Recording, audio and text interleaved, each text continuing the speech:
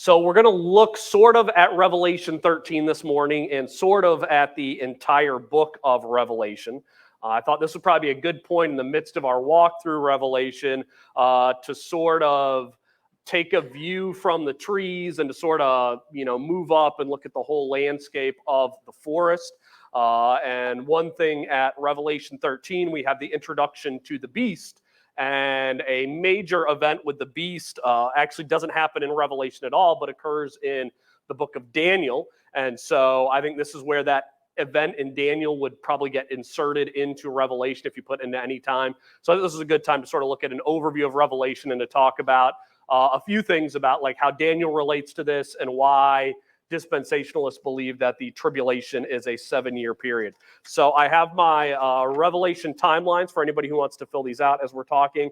This is, maybe some will say it's the best timeline ever on Revelation. Others will say it's the worst. So if you didn't grab the sheet, this is what we're going to be looking at for the first half of our time. And if it doesn't make any sense to you, then, that's fine. No hard feelings. I'll just go home and cry about it later.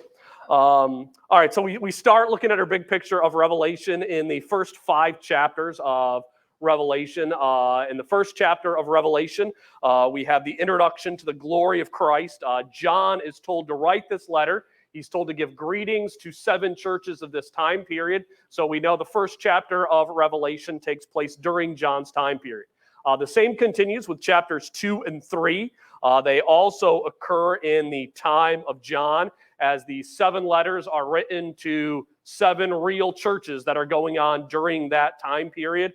I believe the overriding point of the letters to the 7 churches is to let us know that the sins that we are most likely to fall into are the sins of our culture around us. So when we look at the church today and we see how the church is reflecting American society at large, that's just sort of how the church has always been going throughout all the ages. And so the call for us in those letters is to not be like the world. We want to be witnessing to them, but not be like them.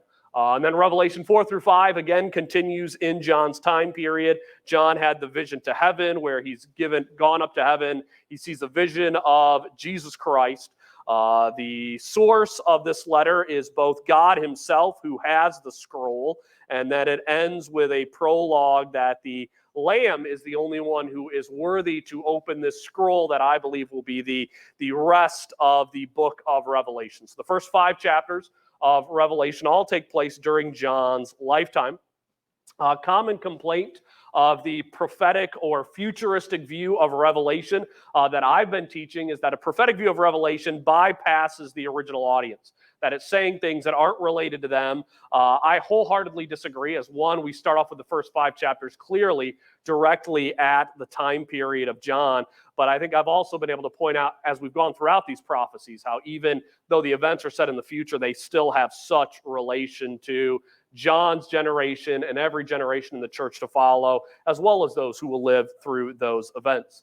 Now, the prophetic portion of Revelation begins in Revelation chapter 6. And here is where we need to always remind ourselves that we could be getting a whole lot of this wrong when it comes to our interpretations of Revelation. We should always be humbled by the fact that no one put all the pieces together right before Jesus' first advent. And we should be really thankful that all the people who thought they knew what was going to happen when the Messiah came the first time, they were all wrong, because none of them saw Calvary right and Jesus dying for our soul, for our sins, and rising from the dead and bringing us life. So we're glorious that God's plans are not our plans. So we want to do the best we can with this information, but understand we could be wrong about some of this. So we're going to be excited, though, to see how this will play out in the future. But starting in chapter 6, we come to the beginning of what we call the Great Tribulation period. And it's Great Tribulation starts with the opening of the 7 seals. Now, dispensationalists refer to this time period as lasting 7 years. Now, that 7-year length for the Great Tribulation is not based on anything that we will find in Revelation. Revelation never talks about a 7-year period, but we get that 7-year length from the book of Daniel in Daniel chapter 9. In Daniel chapter 9, Daniel talks about 70 weeks, and each of those weeks is not 7 days, but each of those weeks is a period of 7 years. And what we read in Daniel 9:26 is that on the 69th week, and if you read in the context, it's actually 62 weeks plus 7 weeks, so it gets us to the 69 week. We read this. Then after 62 weeks, the Messiah will be cut off and have nothing. And the people of the prince who is to come will destroy the city and the sanctuary, and its end will come with a flood. Even to the end, there will be war. Desolations are determined. So what we read in Daniel 9:26 is that at the end of the 69th week, the Messiah will be cut off. The Christ will be killed. We know based on history, Jerusalem was destroyed. The sanctuary was all but eliminated and leveled. So we're still waiting now for that 70th week, which we know would be a period that would last for 7 years. So that's where we get the 7-year period from the weeks of Daniel chapter 9. And since we believe the 70th week starts with those seal judgments, we take Revelation chapter 6 through Revelation chapter 19 as a time period lasting 7 years. And the 7-year time period, like I said, begins with those seal judgments in chapter 6. And in the midst of those seal judgments and the trumpet judgments to follow, so we have the seal judgments and then the trumpet judgments will follow. But before we get to the trumpet judgments, we also learn about the 144,000 who are sealed in chapter 7. This will be a group of 144,000 Israelites, 12,000 taken from each tribe, who will lead many to faith in Christ. Many of them will be martyred on account of their faith, and then they will worship the Lord in glory. So so I hope what you can see with this timeline is that 6 and then 8 through 9, those chapters cover the first 3.5 years. But chapter 7 also covers the first 3.5 years. That's why I try to layer them the way that I do, and it'll be the same way with the second half of the tribulation. So Revelation 8 and 9 is the trumpet judgments, the 6 trumpet judgments. At this point, when you get to the end of the trumpet judgments, possibly half the world's population could have died. So these 3.5 years will be nothing short of horrific. And based on Daniel 9, and the length of the tribulation period being 7 years, we take the guess that Revelation 6 through 9 covers 3.5 years, and it's 3.5 years of judgment and 3.5 years of the ministry of the 144,000. And again, I feel comfortable using the word guess because Revelation doesn't specifically tell us that chapter 6 through 9 will be 3.5 years. We're just basing that off of what we see in Daniel chapter 9. Then there's a break in the action in in Revelation chapter 10. This is the midpoint of the tribulation. John is given this little scroll to eat, and that scroll just basically is a second commissioning, saying, John, you got a message to speak, and you have got to deliver this message. And what it shows us is the importance of the second half of the tribulation. So I want to pause here again and say we're the 3.5 years for the seal judgments, trumpet judgments. We're taking that 3.5 years based upon Daniel 9. Nothing explicit we find in Revelation itself. So maybe that time period could be a little bit longer. We don't know positively for sure. That's what we're basing it on. I feel pretty good about that guess going off of Daniel chapter 9. But again, it's nothing explicit. But on the other hand, the second half of the tribulation, the events starting in Revelation chapter 11, we are explicitly told again and again and again and again that the events that start with Revelation 10 and continue on, that time period will be 3.5 years. John couldn't say it in a more different way. He says a time times and a half, which means 3.5 years. He talks about how many months it is. He talks about how many days it is. In every way he could possibly say, the events starting in Revelation chapter 11 take place over a period of 3.5 years. So while I would say we should allow some leeway with people who might have some different views of the length of chapter 6 through 9, we should be explicit that the Bible is as clear as it could be that what begins in Revelation chapter 11, those events are going to last for 3.5 years. Now, that 3.5 year period, I believe, begins the midpoint of the tribulation, and the main event that kickstarts the midpoint of the tribulation is not actually mentioned in Revelation. And so I want us to look at it right now, and that is Daniel 9, chapter 9, verse 27, where we read, "And he will make a firm covenant with the many," and this is in the context talking about Israel, "with the many for 1 week." And how long is a week in Daniel chapter 9? 7 years. So he's going to make this 7-year covenant with Israel. It's going to be firm. He's going to support Israel in what they're doing and in their worship. But in the middle of the week, 3.5 years in, he will put a stop to the sacrifice and the grain offerings. And on the wing of abominations will come one who makes desolate, even until a complete destruction. What is decreed is poured out on the one who makes desolate.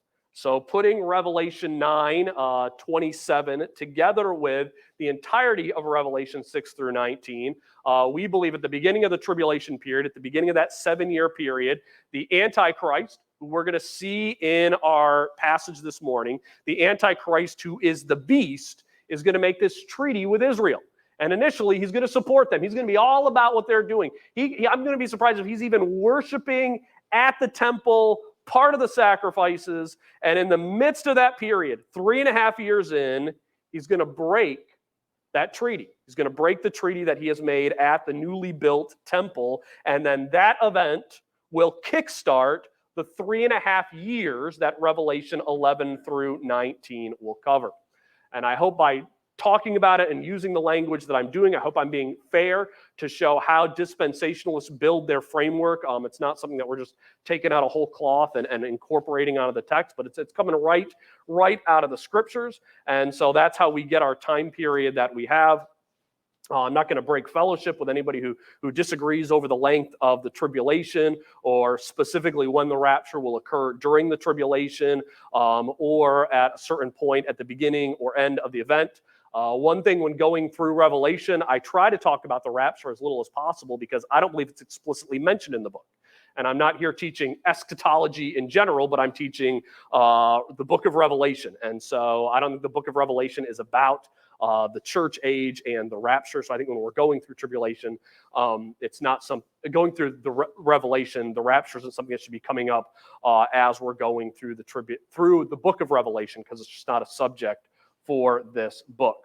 Now, beginning in chapter 11, we start the second half of the tribulation period.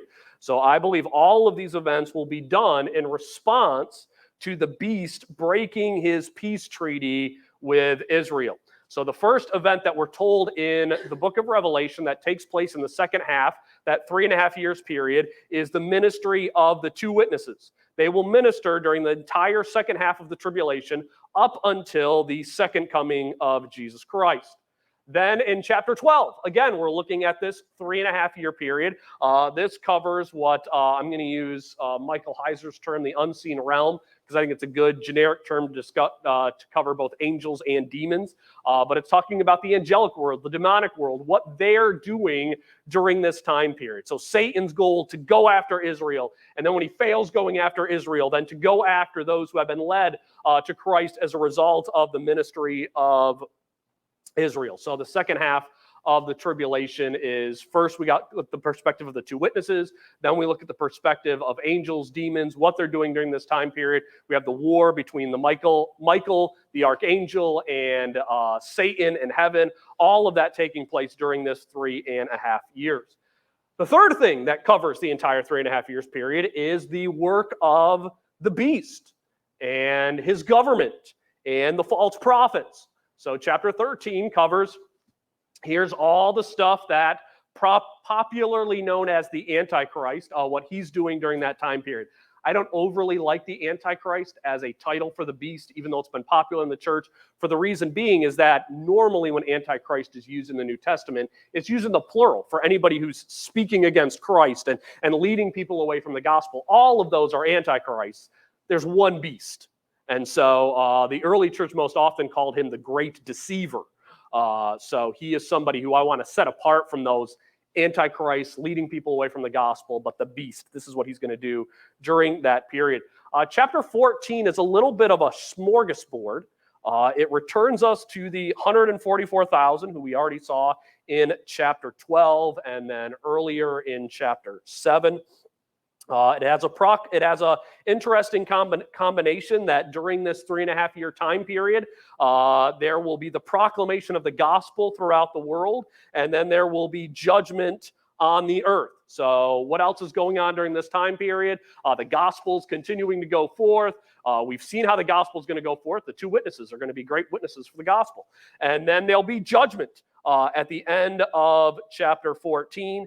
That judgment is pictured with an image of the angel's sickle going forth to reap. And it is a picture not of reaping to bring in a harvest that you're going to want to put in the barn, but this is reaping a harvest of destruction. This is the idea of cutting down and mowing down the chaff. You could say this is getting the earth ready for the Messiah, the Christ, to come. And I believe the way the end of chapter 14 is written is that is meant to bring us into the bowl judgments. If you remember, the seventh seal launched the six trumpets, but the seventh seal launched the six trumpets, but we don't have the seventh trumpet launching the bowl judgments. That does not occur at the beginning of chapter 15 or the end of chapter 14. Instead, what launches the bowl judgments is that angel with their great sickle. So chapter 14 leads us into the bowl judgments of chapter 15 and 16. So we have the seal judgments, the trumpet judgments take place during the first 3.5, and then the bowl judgments will go throughout the second 3.5 years of Revelation. Chapter 17 and 18 is the fall of Babylon. I believe that will be connected to the return of Jesus Christ. So 17 and 18, the fall of Babylon, and then chapter 19 is the great second coming of Christ, along with the marriage supper of the Lamb is also in that time period. So I believe chapters 17 through 19 are all attached to the end of the tribulation period. So that's why I put that arrow pointing to the end there. So 17 and 19 are the events of the end of the tribulation. And then chapters 20 through 22 are the world events after the Great Tribulation. The millennial kingdom followed by the eternal state. I just got done reading the Epistle of Barnabas. And the Epistle of Barnabas is the first church letter where we don't know who the author is. It's a guy who just really early church letter, never signed by anybody. So people were like, oh, we know Barnabas, so we'll attach his name to it. But we have no idea who wrote it.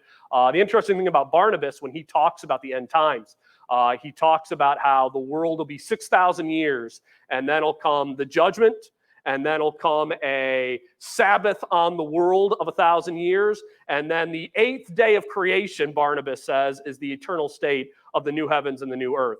So pretty clearly, premillennial picture of 6,000 years of history, 1,000 years of a Sabbath millennial kingdom on earth, and then the 8th day of creation is the new heavens and the new earth. And I think obviously he's getting that right from the book of Revelation. So there's a broad walk through Revelation.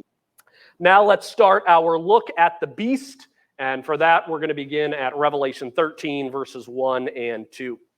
And the dragon stood on the sand of the seashore.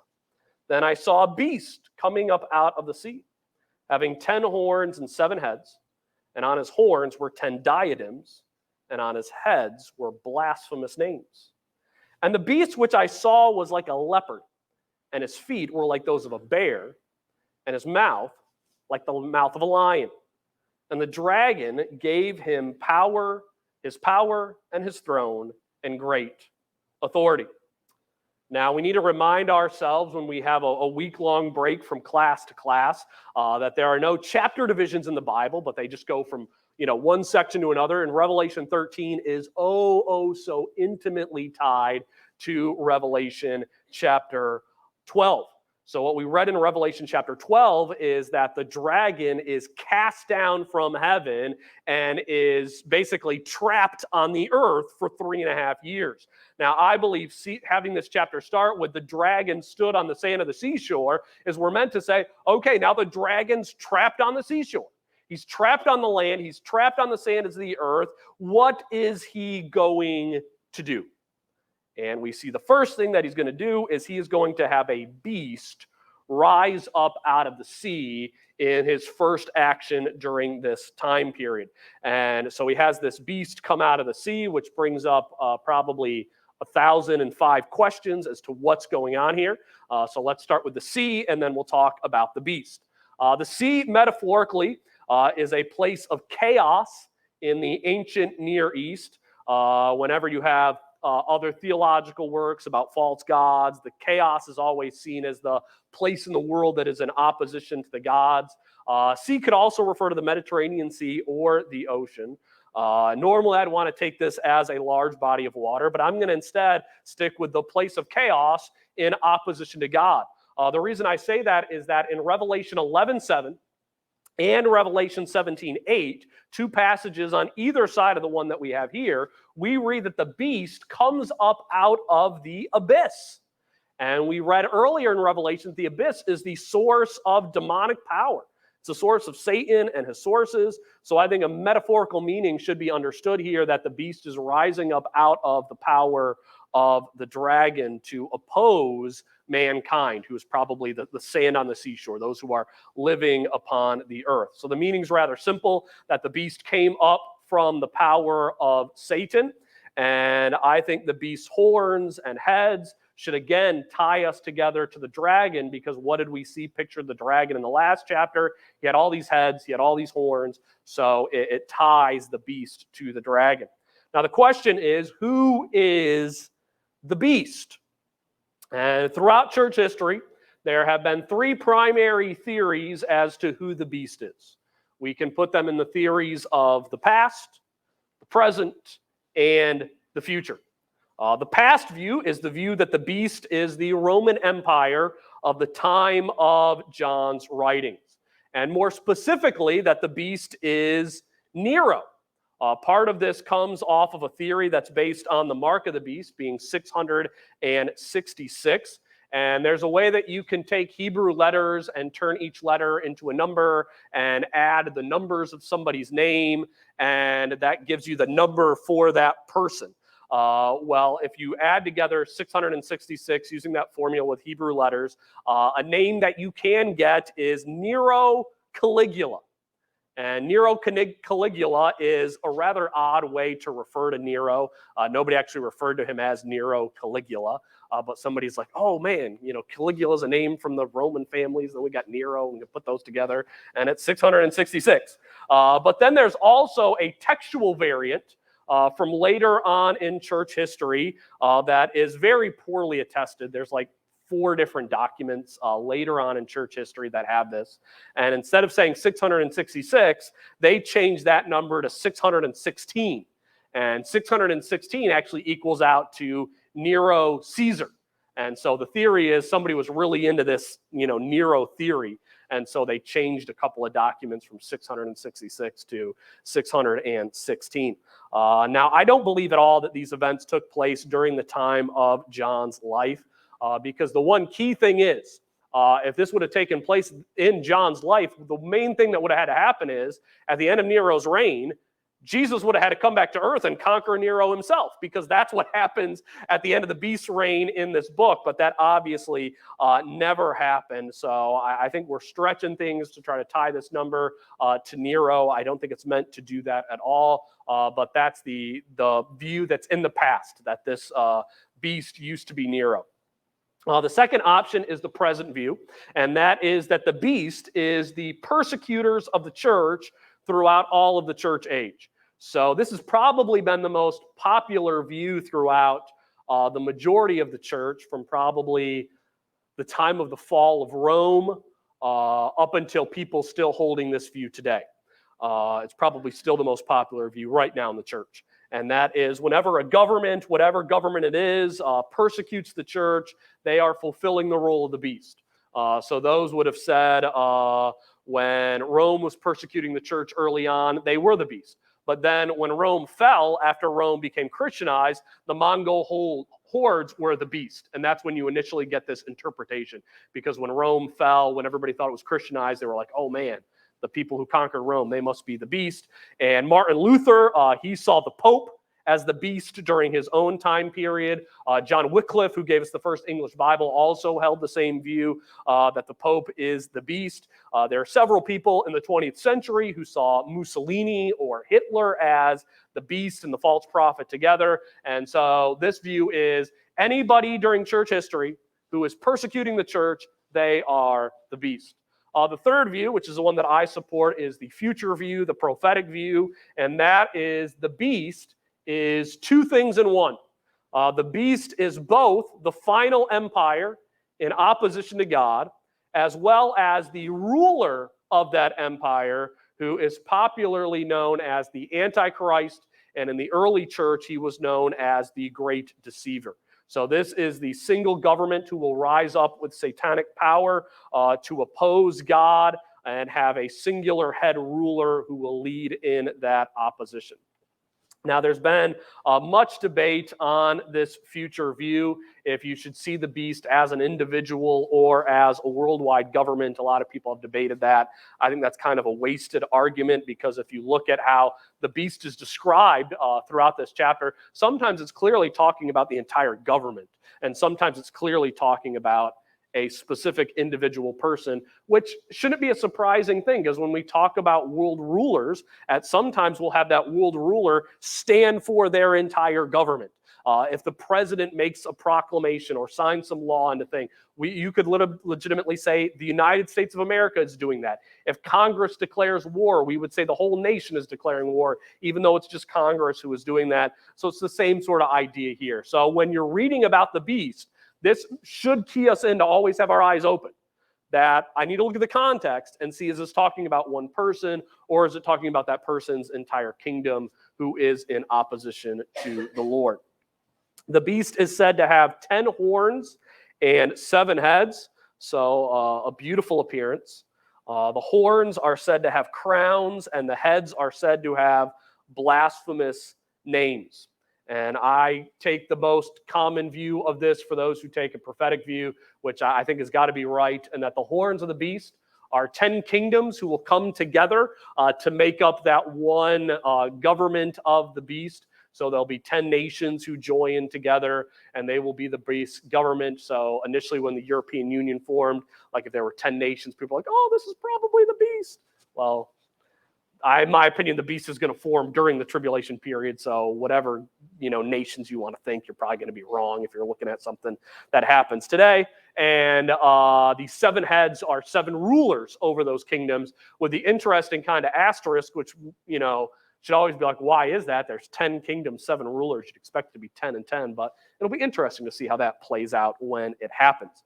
So the heads are the rulers of the kingdom.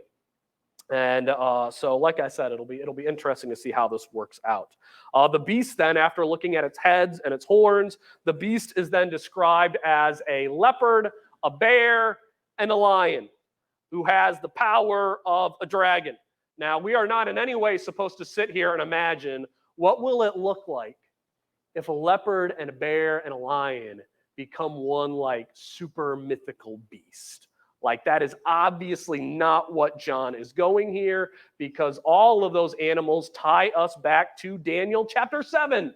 And in Daniel chapter 7, we have 4 great beasts who were 4 empires. They were Assyria, Babylon, Greece, and then the great beast was Rome. And so that's why we see this second great empire as one that possibly will be taking place in Rome. But I think the purpose of these images of the leopard, the bear, and the lion is more meant to say whatever is the worst or the most powerful, or putting them together, characteristics of those previous kingdoms of Babylon, Assyria, Greece, Rome, they will all be brought together in the awesomeness and the terror of this final empire. So if you want to know what the beast, what the last empire is going to look like, well, read some world history.